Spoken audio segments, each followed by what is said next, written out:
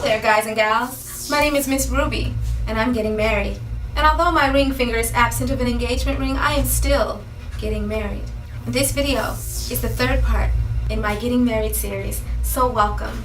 And don't talk about my nail that's broken, because it's irrelevant. I've always thought that I wasn't funny. Like, corny, I think that I would kill at being corny, but not so funny. Anyway, the point is, welcome to part 3 of Getting Married with me, Miss Ruby. How was everybody's Valentine's Day? Seriously, I really want to know, because like if you look at my comments, nothing's happening down there. I really need some conversational pieces. So tell me how your Valentine's Day was. Just to get things started, my Valentine's Day, well, as you know, I am getting married, you know, despite the fact that my ring is gone yet again. I just keep on doing stuff. I need to get used to wearing a wedding ring is what it is, and then we keep getting the size wrong, so that's not the point. I'll have it back soon. But my Valentine's Day was pretty basic. I stayed in. My fiance and I cooked dinner. I made peach cobbler because he always wants peach cobbler. We went to go see 50 Shades of Grey. And I don't know about y'all, but I really enjoyed the movie. Here's why, real quick. I do understand that it was a bit weird and kind of kinky, but I think that's just for the people who were focused too much on the sexual part of the movie. I did catch a storyline. Here's what I liked most about it. And this has nothing to do with the topic of this video, I just want to share this. I love passion. I love intense passion that you can feel with very minimal effort.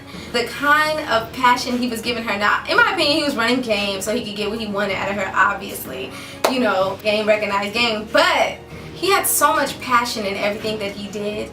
Just the way that he looked at her and the intense flair that they both had between one another when she would bite her lip and he would just stare her down like he wanted to rip her apart in pieces right there and then on the floor of wherever they were at the moment in time in the movie. Point is, I enjoyed it. My fiance did not like it so much. He seemed to feel kind of uncomfortable. He, you know, put the whole thing up like, oh my gosh, this movie is selling women a fantasy, it's not real, and all this stuff. And then I hear that some people would say about the movie that it was just too much and that it should be banned from movie theaters. I just feel like, in all truth, we're grown. What's the big uproar? Like, if you don't want to see a movie that's that intense, don't watch it. That's just my piece. Moving on. So why did I title this video role play? Here's the thing. Valentine's Day we stayed in and we talked. And one of the discussions that came up was about me cooking. He always makes these comments, you know, to try to persuade me to cook more. I do know how to cook. I actually enjoy cooking. But as I've told you before, me being a workaholic, I don't cook that often. And so I'm trying to make myself do that more. Anyway, we actually got into a little argument prior to this discussion where we worked things out. It was just a little debate because we were like cleaning out the refrigerator and something had gone bad in the refrigerator. It was broccoli. Now, he's the one who bought a bunch of broccoli last time he went to the grocery store because he likes me to make stir fry. Sometimes he makes stir fry, so we use broccoli, whatever. And so I was like, dang, all this broccoli went bad, whatever. And I'm like, see, you should have made your stir fry. And he's like, it's your responsibility. That threw me off because I was like, hold on, wait. You bought the food. How is it my responsibility to cook it? And he goes on this long thing, you know, reminding me of the role that I play in the relationship. That food is my responsibility. And it really threw me for a loop because I immediately was like, hold on. It is your privilege for me to cook for you. And I'm not saying that you have to cook for me.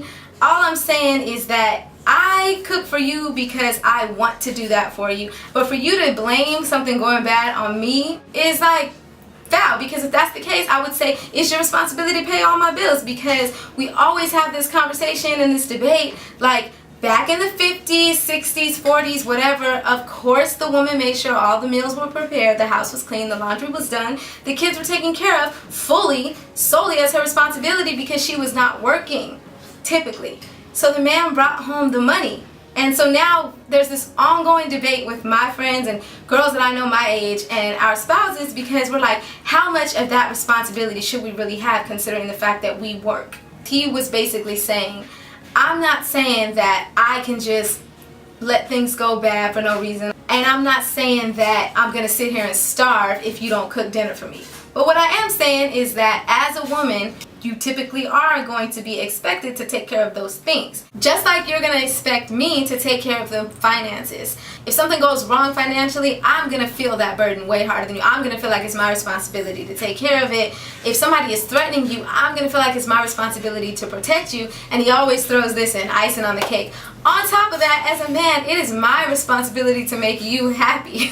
It's not your responsibility to make me happy. For men, it doesn't take that much to make us happy. But for you guys, we just kind of have to be there waiting on hand and foot for whatever you want. Yes, yes, yes, yes, yes, you're always right, so on and so forth. Now, do understand that in certain relationships, the woman is not the one who knows how to cook. The man is the one who knows how to cook and likes to cook. Things are different. But typically, how do men typically feel about this subject? Women, how do you typically feel about this subject? Let me know in the comments below. I'm really interested. Side note, is this ghetto? I got this love earring. I know you guys see it on all my stills and stuff. I love this love earring, but I went to North Carolina and I lost the second one. Somebody in North Carolina, if you find my love earring, please send it to me. Anyways, I like it, so I decided that I'm still gonna rock it. I mean, you know what I mean? At first it was two, you know, now it's just one love. I mean, that's not, you know, I don't really think that's ghetto, but anyways, I was just curious. There are many double standards that exist within this conversation. What should the woman do? What should the man do in the relationship? There are a ton of different subjects that we can talk about, so I want to open that up for discussion. You guys let me know what you think. If you're passionate about this, don't hesitate to share in the comment box below. One love. Amazing love, my major drug. Keep me high on this fatal rush. You'll fly by and leave angel dust. Oh yeah, and to conclude where that argument went.